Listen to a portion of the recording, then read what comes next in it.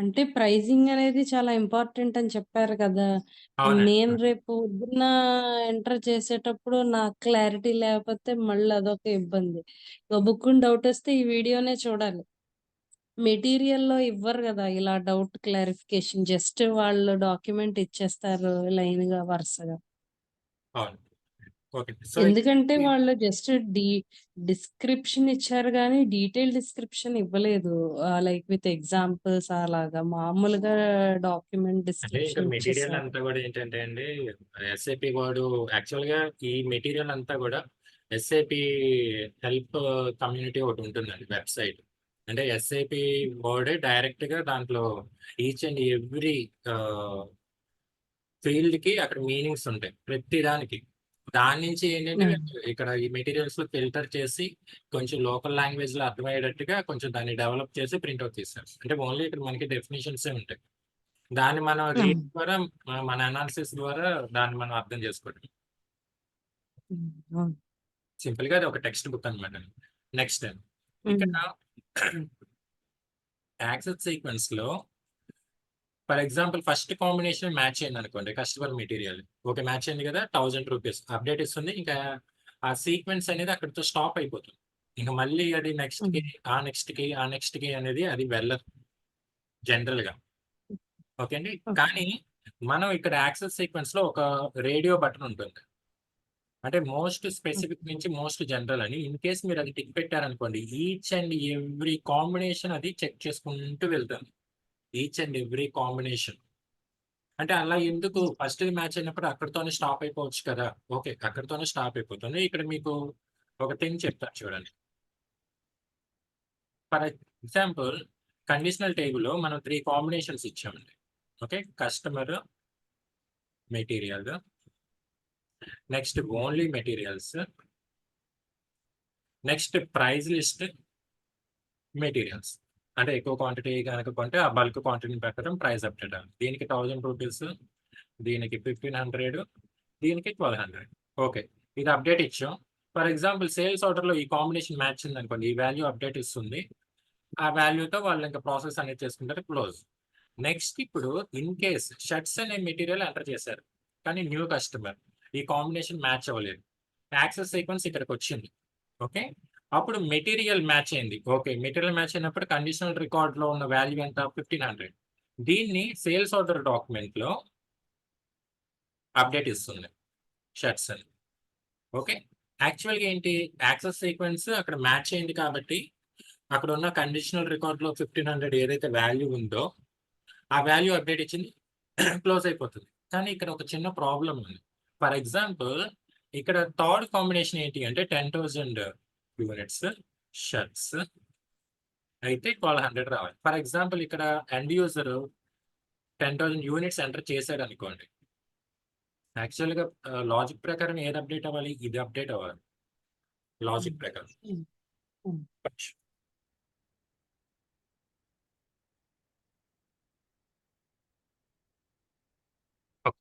So, logic ప్రకారం మామూలుగా అక్కడ మనం కండిషనల్ టేబుల్‌లో ఇచ్చిన కాంబినేషన్ ప్రకారం ఇది అప్డేట్ అవ్వాలి. అందుకని అక్కడ ఏంటి మనం యాక్సెస్ సీక్వెన్స్‌ని ఇక్కడితో నువ్వు స్టాప్ అవ్వ మాకు. ఇంకా వేరే కాంబినేషన్ ఏమన్నా మ్యాచ్ అయిందేమో అది కూడా చూడు అని చెప్పి నెక్స్ట్‌కి ఇంకా మనం పుష్ చేస్తున్నాం అన్నమాట. దాన్ని మోస్ట్ స్పెసిఫిక్ నుంచి మోస్ట్ జనరల్ వరకు ఈచ్ అండ్ ఎవ్రీ కాంబినేషన్‌ని దాన్ని అనలైజ్ చేయమని. ఏదైతే హైయెస్ట్ రేషియో ప్రకారం మ్యాచ్ అవుతుందో ఓకే. అంటే హైయెస్ట్ రేషియో అంటే ఐ మీన్ ఇక్కడ 2 కాంబినేషన్స్ మ్యాచ్ అయింది. ఇక్కడ ఓన్లీ 1 యూనిటేగా మ్యాచ్ అయింది. కాబట్టి దీనికి ఎక్కువ ప్రిఫరెన్స్ ఇస్తాను. Access sequence. కాబట్టి ఈ వాల్యూ తీసుకెళ్ళి అప్డేట్ ఇస్తుంది సేల్స్ ఆర్డర్. ఓకేనండి. మీకు అర్థమైందా? ఆ! ఓకే. నెక్స్ట్. నెక్స్ట్ ఇక్కడ కండిషనల్ టైప్ అనేది ఎలా ఫార్వర్డ్ అవుతుందంటే, ఇక్కడ ఓన్లీ ఫర్ ఎగ్జాంపుల్ ఇది బేస్ ప్రైస్‌కి సంబంధించిన కండిషనల్ టేబుల్ అండి. ఓకే. బేస్ ప్రైస్‌కి సంబంధించిన కండిషనల్ టేబుల్. ఓకే.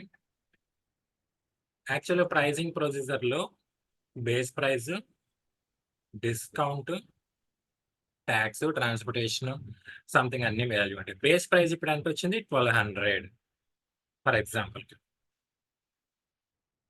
అంటే ఈ కండిషనల్ టేబుల్ వెళ్ళి కండిషనల్ టైప్కి చెప్పింది అనమాట. కండిషనల్ టేబుల్ వెళ్ళి కండిషనల్ టైప్కి చెప్పింది. ఓకే, బేస్ ప్రైస్ నువ్వు 1200 అప్డేట్ ఇవ్వాలి. దాని ప్రకారం కండిషనల్ టైప్ అంటే ఏంటంటే nothing but it is a price component. Price component అంటే price base price, components. Discount, tax, insurance ఏవైనా ఉంటే ఆ ప్రైస్ స్ట్రక్చర్ లో అవన్నీ ప్రైస్ కాంపోనెంట్స్ వెళ్ళి చెప్పింది. దీని ఒక్కదాన్నే అప్డేట్ ఇచ్చింది. ఓకే, ఇప్పుడు మరి డిస్కౌంట్ సంగతి ఏంటి? డిస్కౌంట్ కూడా సపరేట్ కండిషనల్ టేబుల్ ఉంటుంది. ఓకే, డిస్కౌంట్ కూడా సపరేట్ కండిషనల్ టేబుల్ అనేది ఉంటుంది. అక్కడ మనం యూనిట్స్ వైజ్ గా డిస్కౌంట్స్ ఇవ్వచ్చు, లేదంటే ఫ్లాట్ డిస్కౌంట్ అనేది ఇవ్వచ్చు, 1+1 ఆఫర్ అనేది ఇవ్వచ్చు. ఫర్ ఎగ్జాంపుల్ ఇక్కడ 1000 యూనిట్స్ కొంటే ఈ మెటీరియల్ 10% డిస్కౌంట్. ఇప్పుడు మళ్ళీ సేమ్ అదే ప్రాసెస్ యాక్సెస్ సీక్వెన్స్ ఏం చేస్తుందంటే ఈ కాంబినేషన్ మ్యాచ్ అయిందా, లేదా నెక్స్ట్ 2000 యూనిట్స్ కనుక కొంటే సేమ్ మెటీరియల్ 15% డిస్కౌంట్. ఈ కాంబినేషన్ మ్యాచ్ అయిందా? ఫర్ ఎగ్జాంపుల్ ఇక్కడ 1000 అనేది మ్యాచ్ అయింది అనుకోండి. ఓకే, ఇక్కడ డిస్కౌంట్ వాల్యూ ఎంత ఉంది, అది తీసుకెళ్ళి ఇక్కడ పోస్ట్ చేస్తుంది 10%. అలా each and every price component కి ఒక కండిషనల్ టేబుల్ అనేది ఉంటుందండి. ప్రతి కండిషనల్ టేబుల్లో నెంబర్ ఆఫ్ కాంబినేషన్స్ అనేవి మనం ఇవ్వచ్చు. నెంబర్ ఆఫ్ కాంబినేషన్స్ అనేవి ఆ కాంబినేషన్స్ లో ఏదైతే మ్యాచ్ అవుతుందో సేల్స్ ఆర్డర్ లో ఎంటర్ చేసిన వాల్యూస్ లో ఏదైతే మ్యాచ్ అవుతుందో ఆ వాల్యూస్ అక్కడ సేల్స్ ఆర్డర్ లో కానీ, డెలివరీ డాక్యుమెంట్ లో కానీ, ఇన్వాయిస్ లో కానీ అప్డేట్ అవుతాయి అన్నమాట. ఓకే, సో ఇక్కడ కండిషనల్ టైప్ అనేది ఏంటి అంటే ప్రైస్ కాంపోనెంట్. ప్రతి కండిషనల్ టైప్ కి సింపుల్ గా చెప్పాలంటే ఒక్కొక్క కండిషనల్ టేబుల్ ఉంటుంది. అదేంటి ఒక దాంట్లోనే ఇవ్వలేమా అంటే ఇవ్వచ్చు. అది నేను ఇంకా ఫర్దర్ గా చెప్తాను. ఒకే దాంట్లో మనం మొత్తం స్ట్రక్చర్ అనేది ఫ్రేమ్ చేయొచ్చు. కానీ ఫర్ ద టైం బి ఇక్కడైతే బేస్ ప్రైస్ కి ఒక కండిషనల్ టేబుల్, డిస్కౌంట్ కి ఒక కండిషనల్ టేబుల్, ట్యాక్స్ కి ఒక కండిషనల్ టేబుల్ ఉంటుందని అనుకుంటున్నాను. ఓకే, ఓకేనండి, మీ డౌట్ క్లారిఫై అయింది కదా? ఆ, ఓకే, నెక్స్ట్ ఇంకా ఈ ఒక్క రోజేనండి థియరీ పార్ట్. ఇంకా మండే నుంచి ఇంకంతా కూడా సాఫ్ట్వేర్ లోనే ఉంటుంది డే బై డే. ఓకే. నేను మీకు ఆ రోజు ఎప్పుడు మార్నింగ్ ఇవ్వమంటారో మా హస్బెండ్ ఆఫీస్కి వెళ్ళేటప్పుడు ఇస్తారు మీకు నేను చెప్తానండి. నాకు వచ్చేటప్పుడు. కొంచెం మండే ఆ, అది కొత్త క్లాసెస్ ఉన్నాయి. ఆ రోజు మేబీ నేను ఈవినింగ్ ఫ్రీగా ఉంటానేమో. ఒకసారి నేను మీకు ఇన్ఫార్మ్ చేస్తాను. ఆ రోజు నాకు ఓకే. కుదిరినప్పుడు అంటే అది ఒక 5-6 అవర్స్ పడుతుంది ఇన్స్టాల్ చేయడానికి. దాని దగ్గర ఉంటుంది. నేను ఆ రోజు నేను మీకు ఇన్ఫార్మ్ చేస్తాను. ఓకే, నేను ఏవైతే ఈ రికార్డెడ్ వీడియోస్ మీకు షేర్ చేస్తానో వాటిని బట్టి మీరు డే బై డే సేమ్ అదే రోజు ప్రాక్టీస్ చేసేయండి, వాచ్ చేసి. అలాగే నేను యూట్యూబ్లోనే కాబట్టి మీరు మొబైల్లో మీరు వీడియో వాచ్ చేసుకుంటూనే మీ సిస్టంలో ప్రాక్టీస్ చేసుకున్నారు అనుకోండి, మీకు ఈజీ అయిపోతుంది. ఏమైనా డౌట్స్ ఉంటే నెక్స్ట్ ఓకే. క్లాస్లో మీరు అడిగారు అనుకోండి సరిపోతుంది. ఓకే, బట్ మీరు ఒకటి ఓకే. గుర్తుపెట్టుకోండి, మీకు ఎన్ని ఎర్రర్స్ వస్తే అంత మంచిది. నేను మళ్ళీ చెప్తున్నాను, మీకు ఓకే. ఎన్ని ఎర్రర్స్ వస్తే అంత మంచిది. అయ్యో ఎర్రర్ వస్తుంది ఏంటి, నేను చేసినప్పుడు ఎట్లా వస్తుంది ఏంటని దాని గురించి మీరు వరీ అవ్వద్దు. ఎందుకంటే ఇక్కడ మీకు ఎన్ని ఎర్రర్స్ వస్తాయో అవే ఎర్రర్స్ రియల్ టైం జాబ్ లో కూడా అవే వస్తాయి. ఓకే, సరే. ఓకే. సో ఈరోజు మనం మాస్టర్ డేటాస్ గురించి మీకు మొత్తం చెప్పానండి, 4 మాస్టర్ డేటాస్ గురించి. అది చెప్పాలి కస్టమర్ డేటాది.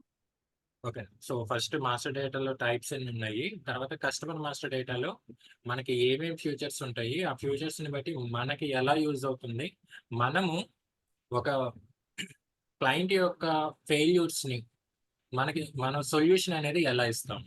ఓకే, క్లయింట్ కి కొన్ని ఫెయిల్యూర్స్ ఉంటాయండి, దానికి మెయిన్ మన సొల్యూషన్స్ ఇవ్వటం అనేది మెయిన్ మన రెస్పాన్సిబిలిటీ. ఆ సొల్యూషన్స్ ఎలా ఉంటాయి ఏంటనేది ఈరోజు class. Okay, so first of all master data. ఎస్ఏపిలో మనకి 4 టైప్స్ ఆఫ్ మాస్టర్ డేటాస్ ఉన్నాయండి. కస్టమర్ మాస్టర్ డేటా, నెక్స్ట్ అలాగే మెటీరియల్ మాస్టర్ డేటా, నెక్స్ట్ అలాగే ప్రైజింగ్ మాస్టర్ డేటా,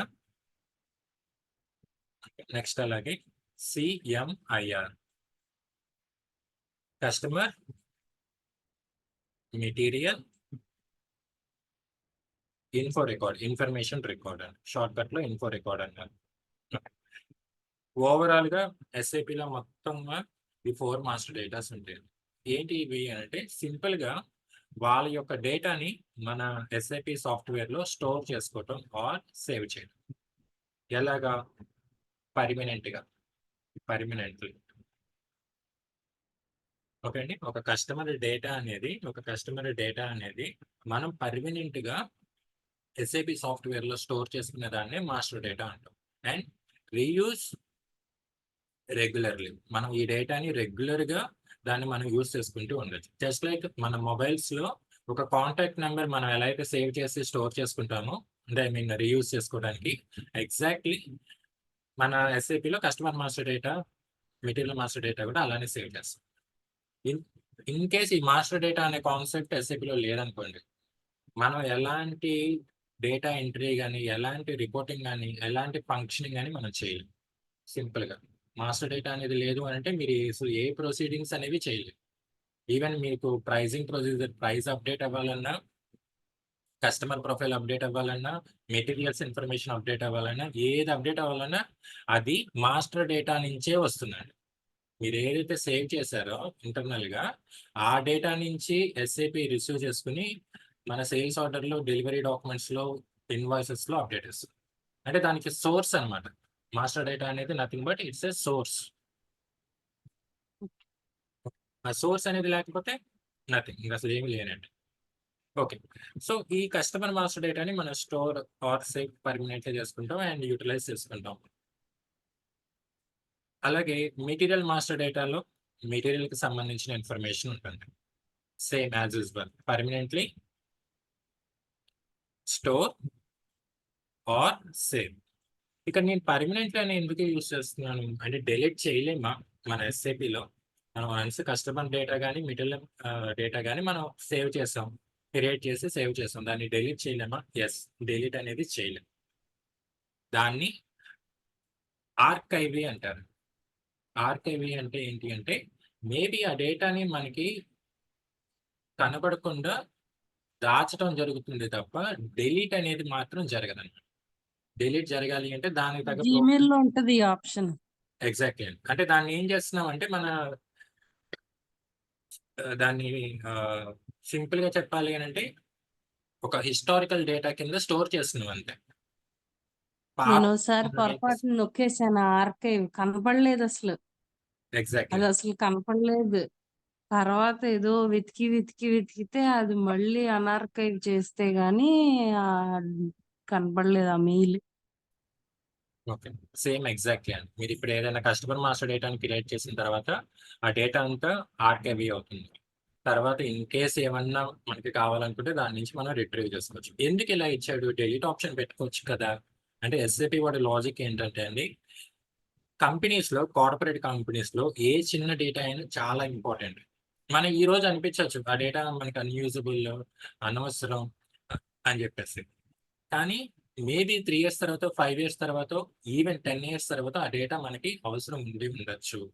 కాబట్టి డెలీషన్ అనే కాన్సెప్ట్‌ని ఆల్‌మోస్ట్ 99% ఎస్ఏపీలో రిమూవ్ చేసేసాడండి. ఎందుకు నేను 99% అన్నాను? అందుకే అంత మెమరీ ఆక్యుపై చేస్తదనమాట ఆ సాఫ్ట్‌వేర్. ఎగ్జాక్ట్‌లీ. అన్నీ ఎగ్జాక్ట్‌లీ. ఉంచుకుంటది కాబట్టి. అంటే యాక్చువల్‌గా ఏంటంటే అండి, ఈ ఆర్‌కేబీ కాన్సెప్ట్ ఏంటి అంటే, మన డేటాబేస్‌లో ఒక పార్ట్ అంతా కూడా దీనికి ఇచ్చేస్తారండి. ఒక పార్ట్. ఓకే. మిగిలిన దాన్ని ఎప్పుడు గూడా అంటే ర్యామ్ ద్వారా డేటా అంతా గూడా రన్ అవుతుంది గదా! ఆ ర్యామ్ ఎక్కువ యుటిలైజేషన్ దీనికి జరుగుతుంది. నేను షేడ్ వేస్తున్నాను కదా! ఆ ఏరియాకి. ఈ ఏరియాకి ఎక్కువగా ఓకే. జరగదు. అంటే ఆ పార్ట్ వరకు సింపుల్‌గా చెప్పాలి అంటే. అంటే మేబీ దీని గురించి నాకు ఇంకా పూర్తి నాలెడ్జ్ అయితే నాకైతే లేదు. నేను ఫ్రాంక్‌గా చెప్పాలంటే. వీటి గురించి అబాప పర్సన్స్‌కి ఇంకా బాగా తెలుస్తుంది. అంటే ఆ సిస్టమ్ ఆ పార్టిషన్స్ ఎలా చేస్తారనేది ఇంకా వాళ్ళకి ఆ కన్సల్టెన్సీస్‌కి బాగా తెలుసు. Okay. Hmm. Next pricing master data. అంటే ప్రైజింగ్ వాల్యూస్ అన్నీ గూడా స్టోర్ అయ్యుంటాయి. ఇప్పటి వరకు మనం చూసాం కదండీ! కండిషనల్ రికార్డ్స్ అని is nothing but pricing master data. అంటే మనం ఒక షర్ట్ ప్రైస్ 1500 ఉంటుంది. ఆ 1500 ఎక్కడ స్టోర్ అవుతుంది? Conditional record. దాన్ని మనం ఏమంటున్నాం అనంటే ప్రైజింగ్ మాస్టర్ డేటా. అంటే ఇప్పుడు మరి ఇక్కడ 1500 గూడా మనం ఆహ్ పర్మనెంట్‌గా స్టోర్ అయిపోతుందా? నో. 1500 అనేది వాల్యూ అనమాట అండి. ఆ వాల్యూని మనం చేంజెస్ చేసుకోవచ్చు. ఎన్ని సార్లైనా చేంజెస్ చేసుకోవచ్చు. కానీ ఆ షర్ట్ ప్రైస్ అనే కాన్సెప్ట్ ఉంది చూసారా? షర్ట్ దీనికి ప్రైస్ అనే ఫ్యూచర్ ఉంది చూసారా? ఈ ఫ్యూచర్ మటికి డిలీట్ అవ్వదు. అంటే ప్రతి మెటీరియల్‌కి ప్రైస్, క్వాంటిటీ అనే డీటెయిల్స్ ఎప్పటికీ డిలీట్ అవ్వదు. దాని వాల్యూస్ మనం చేంజెస్ చేసుకోవచ్చు. దాని వాల్యూస్ మనం చేంజెస్ అనేవి చేసుకోవచ్చు. Next CMIR customer material info record. దీని గురించి చెప్పే ముందు ఒక చిన్న సింపుల్ ఎగ్జాంపుల్ చెప్తానండి. ఒక ఏ లిమిటెడ్, బి లిమిటెడ్ అని ఒక 2 పార్టీస్ ఉన్నాయనుకోండి. వీళ్ళు వాళ్ళ కంపెనీలో షర్ట్స్ ఇచ్చిన కోడ్ ఏంటి అంటే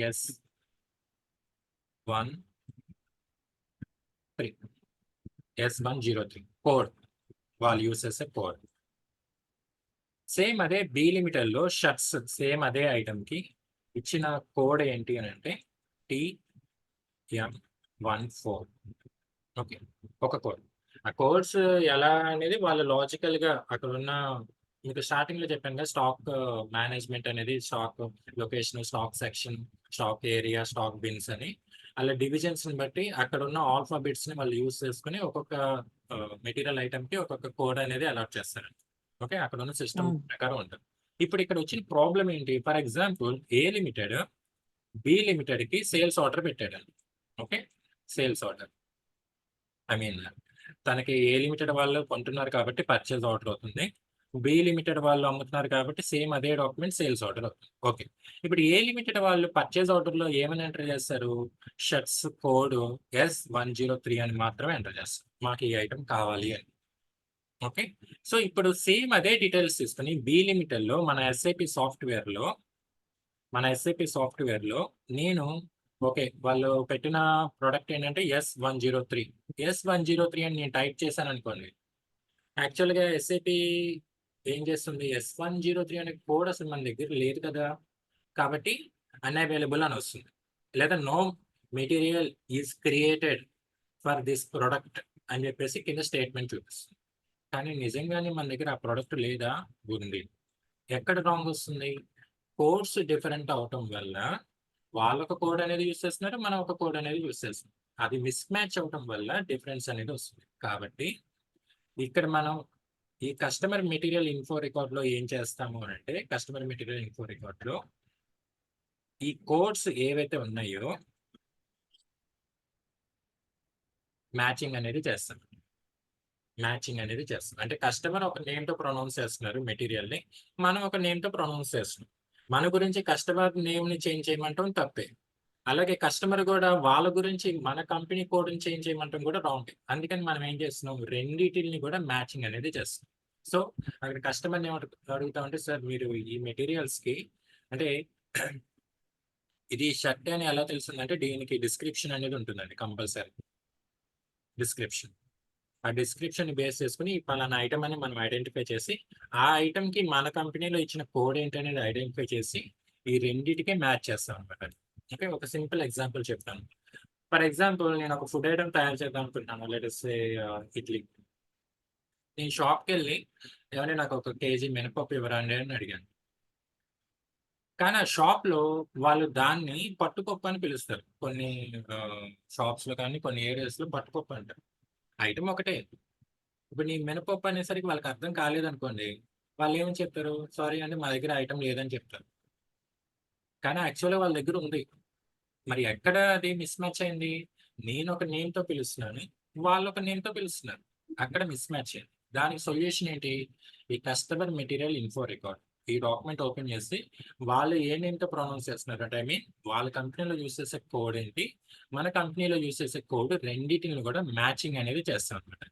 okay. Material information record. Okay. Customer యొక్క మెటీరియల్ ఇన్ఫర్మేషన్‌ని తీసుకొని మనం రికార్డ్ సేవ్ చేసి ఉంచుకుంటాం అన్నమాట. అప్పుడేమవుతుంది ప్రాసెస్ ఈ S103 అనేది మనం ఎస్ఏపీలో ఎంటర్ చేయగానే ఓకే. S103కి ఈ TM14 అనేది లింక్ అయింది కాబట్టి ఈ వాల్యూ ఇక్కడ అప్‌డేట్ అయిపోతుంది. మన కంపెనీలో ఉన్నది. ఇక దాని ప్రకారం దాని కండిషనల్ రికార్డ్ ప్రకారం దాని ప్రైస్ ఎంతుంది? దాని డెలివరీ ప్రాసెస్ ఏంటి, దాని ప్రొడక్షన్ ప్రాసెస్ ఏంటి అనేది ఆటోమేటిక్గా బ్యాక్ ఎండ్ లో అప్డేట్ అయిపోతుంది. ఓకేనండి, మీకు అర్థమైందా? అర్థం. ఆ లింక్ చేయడం తెలుసుకోవాలి ఇంకా సాఫ్ట్‌వేర్‌లో ఎలాగని. ఎగ్జాక్ట్లీ. అంటే సింపుల్ గా మీరు ఈ డాక్యుమెంట్ ఓపెన్, ఇది డాక్యుమెంట్ అండి. ఆ డాక్యుమెంట్ లో ఓకే. కస్టమర్ మెటీరియల్స్ ఇన్ఫర్మేషన్ వాళ్ళని మనం అడుగుతామంట, సార్ మీ కంపెనీలో యూస్ చేసే మెటీరియల్స్ లిస్ట్ మాకు ఇవ్వండి అని. ఆ లిస్ట్ అంతా అది యాజ్ ఇస్ డాక్యుమెంట్‌లో ఇవ్వరా? యాజ్ ఇస్ డాక్యుమెంట్ లో అంటే అండి, ఇక్కడ ఇది మనకి యాక్చువల్ గా సంబంధం లేని ఇన్ఫర్మేషన్ అది. ఓహ్! యాజ్ ఇస్ డాక్యుమెంట్ లో ఏంటి అంటే కస్టమర్ మెటీరియల్ ఇన్ఫర్మేషన్ రికార్డ్ ఇక్కడ ఉంటుంది, దీన్ని ఇలా క్రియేట్ చేసుకోండి అని మాత్రమే మనం చెప్తాం. ఆ మెటీరియల్ లిస్ట్ అంతా ఓకే. మనకి ఇవ్వరు కదా. ఆ మెటీరియల్ లిస్ట్ ఆ! మొత్తం రా మెటీరియల్ ఇవ్వనన్నారు కదా! అక్కడ మనం ఏం చేస్తామంటే, ఇదిగోండి కస్టమర్ది కనుక S103 అయితే మీ కంపెనీ కోడ్ TM14 అయితే ఇలా మ్యాచ్ చేసుకోండి అని చెప్పి ఒక డమ్మీ ఎంట్రీ పాస్ చేసి వాళ్ళకి చూపిస్తాం. వాళ్ళకి ఆ ట్రైనింగ్ అనేది మనం ఓకే. ప్రొవైడ్ చేస్తాం. వాళ్ళదంతా అయిపోయిన తర్వాత వాళ్ళు మెటీరియల్ ఇన్ఫర్మేషన్ తీసుకొని కస్టమర్ దగ్గర ఓకే, ఈ ఐటమ్స్ కి మన కంపెనీలో యూస్ చేసే కోడ్స్ ఇవని అక్కడ మ్యాచింగ్ చేసుకుంటారు. అది వాళ్ళ టాస్క్, మనకి దానికి సంబంధం లేదు. ఓకే. ఓకే. సో ఈ 4 మాస్టర్ డేటాస్ అండి. సింపుల్ గా ఈ మాస్టర్ డేటా లేదు అని అంటే ఏ డేటా లేదనే అర్థం. మీరు ఏ డాక్యుమెంట్ యూజ్ చేసినా, ఎక్కడ యూజ్ చేసినా అది మాస్టర్ డేటాలో నుంచి సోర్స్ తీసుకొని అక్కడి నుంచి ఆ డేటా అనేది రిట్రీవ్ అవుతుంది అనమాట. అప్డేట్ అవుతుంది ప్రతి డాక్యుమెంట్ లో కూడా. హ్మ్. మీరు ఏ డాక్యుమెంట్ లో యూజ్ చేసినా అది మాస్టర్ డేటా నుంచి రావాల్సిందే. Customer information customer master data నుంచి, మెటీరియల్ ఇన్ఫర్మేషన్ నుంచి, ప్రైసింగ్ నుంచి. ఓకే. సో మనకి మాస్టర్ డేటా అనేది అంత ఇంపార్టెంట్, ఎందుకంటే సోర్స్ ఇక్కడే ఉంది కాబట్టి. ఇప్పుడు ఈ సోర్స్ లో మనం తెలుసుకోవాల్సినవి ఏంటి, కస్టమర్స్ కున్న ఫెయిల్యూర్స్ ఏంటి, కస్టమర్ ఫెయిల్యూర్స్ ని మనం సొల్యూషన్ ఎలా చేయాలి. ఓకే, ఇది స్టెప్ బై స్టెప్ ప్రాసెస్ అన్నమాట. ఓకే, ఫస్ట్ ఈ సోర్స్ లో ఏమేమి ఉన్నాయి, ఈ సోర్సెస్ లో ఉన్న వాటిల్లో కస్టమర్ కి ఏది యూటిలైజ్ అవుతుంది, నెక్స్ట్ కస్టమర్ కి ఉన్న ఫెయిల్యూర్స్ ఏంటి, ఆ ఫెయిల్యూర్స్ కి సొల్యూషన్ ఏంటి. ఓకే, మీకు ఒక సింపుల్ ఎగ్జాంపుల్ చెప్పిన తర్వాత ఈ కస్టమర్ మాస్టర్ డేటా గురించి చెప్తాను. ఫర్ ఎగ్జాంపుల్,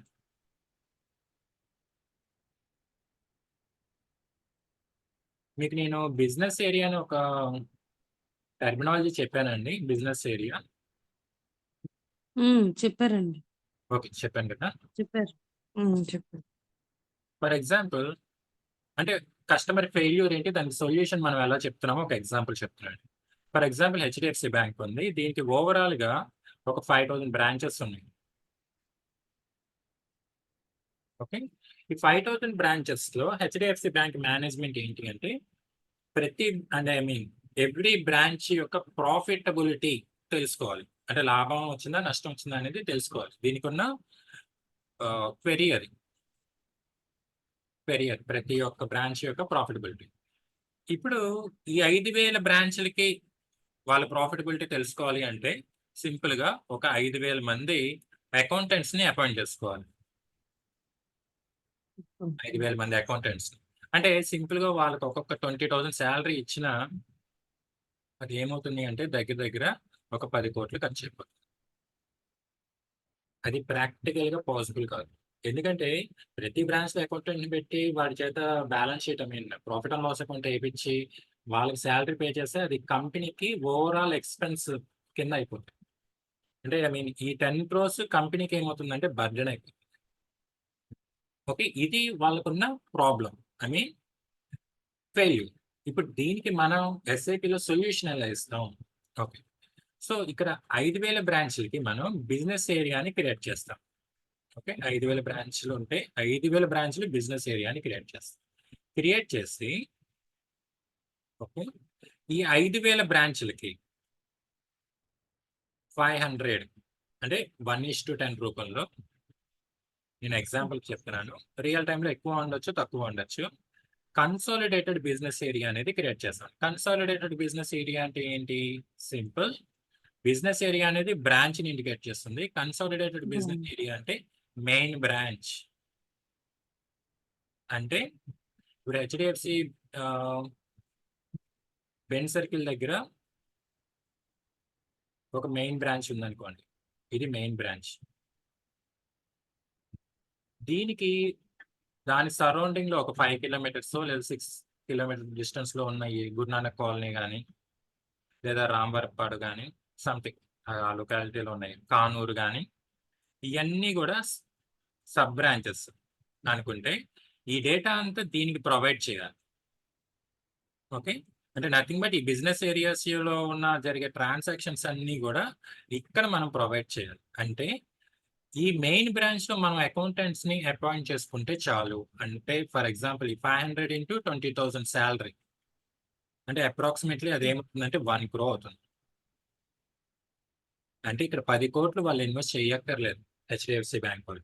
మెయిన్ బ్రాంచ్‌కి మిగిలిన డేటా అంతా ఫార్వర్డ్ చేసి, అక్కడున్న అకౌంటెంట్ చేత మన ప్రాఫిట్ అండ్ లాస్ అకౌంట్ ఏపిస్తే, ఇప్పుడు ఈ ఓవరాల్ గ్రూప్ యొక్క స్టేటస్ అంతా వచ్చేస్తుంది.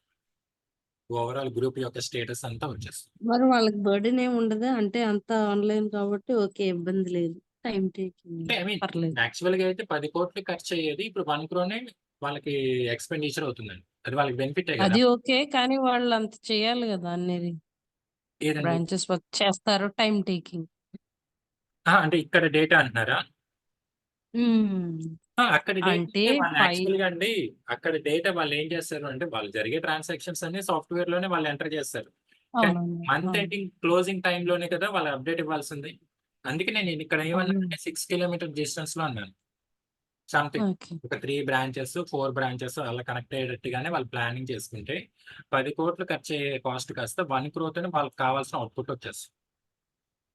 ఇలా వాళ్ళు అందుకే బ్యాంక్ వాళ్ళు ఎప్పుడు బిజీగా ఉంటారనమాట. ఎగ్జాక్ట్‌లీ. ఐ మీన్ వాళ్ళ యాక్చువల్లీ 10-4 ఈ వర్కే. కానీ మార్కెటింగ్ వాళ్ళు 9 వరకు కూడా వర్క్ చేస్తా ఉంటారు రాత్రుళ్ళు. మెయిన్ బ్రాంచ్‌లో ఎక్కువ ఈ ఉంటుందండి. హ్మ్. మెయిన్ బ్రాంచ్‌లో ఎక్కువ ఎందుకు వర్క్ ఉంటుందంటే, వీళ్ళ డేటా అంతా వీళ్ళకి ప్రొవైడ్ చేస్తూ ఉంటారు. అవునవును. ఆల్వేస్‌గా అక్కడ వాళ్ళు అంటే మా మరిది వర్క్ చేస్తాడు బ్యాంక్‌లో. వచ్చేస్తారు 9:00కి మార్నింగ్. కానీ టైమింగ్ ఇదివరకు చూసేదాన్ని 10-4 కదా! వెరీ నైస్ అనుకునేదాన్ని. కానీ తీరా చూస్తే మామూలుగా 10-4 అనే ఇస్తారు కదా! అది ఓన్లీ కస్టమర్స్‌కి. కానీ ఎగ్జాక్ట్. షట్టర్ సగం క్లోజ్ చేసి వాళ్ళు వర్క్ చేస్తా ఉంటారు పాపం. ఇందుకే అయ్యన్నీ అనుకుంటా. అప్డేట్ ఇవ్వాలండి వాళ్ళందరూ. ఏ రోజుకి ఆ రోజు క్లోజింగ్ అంతా హ్మ్. వాల్యూస్ అంతా కూడా అప్డేట్ ఇవ్వాలి.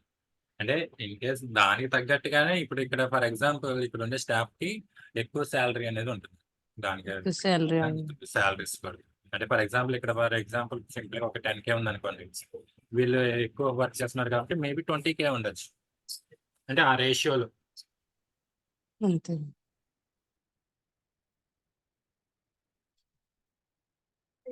ఒక్క నిమిషం.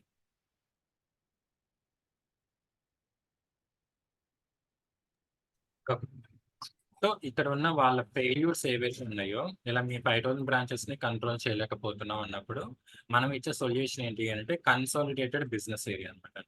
ఓకే. మెయిన్ బ్రాంచ్‌ని కనెక్ట్ చేసి దానికున్న సరౌండింగ్ బ్రాంచెస్‌ని దానికి కనెక్ట్ చేసి, ఈ మెయిన్ బ్రాంచ్ అకౌంటింగ్ వరకు మనం చూసుకుంటే చాలు. దానివల్ల ఏమవుతుందంటే కంపెనీకి ఎక్స్‌పెండిచర్ తగ్గుతుంది. అట్ ద సేమ్ టైమ్ వాళ్ళకి కావాల్సిన ప్రాఫిట్ ఏదైతే ఉంటుందో అది కూడా అప్‌డేట్ అయితుంది. అంటే ఆ రీజియన్‌లో మనకి ప్రాఫిట్ అనేది తెలిసిపోతుంది. ఓకే. ఓకే. సేమ్ ఇలా ప్రతి ఎస్ఏపీ థింగ్స్‌లో అండి. మెయిన్‌గా మనం అక్కడ యూజ్ చేసే టెర్మినాలజీస్ మనం మీనింగ్ బై హార్ట్ చేసేసి గుర్తుపెట్టుకోవడం కాదు. అవి ఎలా ప్రాక్టికల్‌గా యూజ్ అవుతాయని తెలిస్తేనే మనం ఇలాంటి సొల్యూషన్స్ అనేవి చెప్పగలం. అయి నీ వన్ బై వన్ మనకున్న థియరీ పార్ట్స్‌లో వన్ బై వన్ నేను ఎక్కడ యూజ్ చేస్తాననేది నేను చెప్తాను. సరే అండి. ఇది సెషన్ టైమ్ ఔట్ అవుతుంది. నేను ఇంకో లింక్ ఫార్వర్డ్ ఓకే. చేస్తాను ఒక 2 మినిట్స్‌లో దానిలో ఓకే. ఓకే.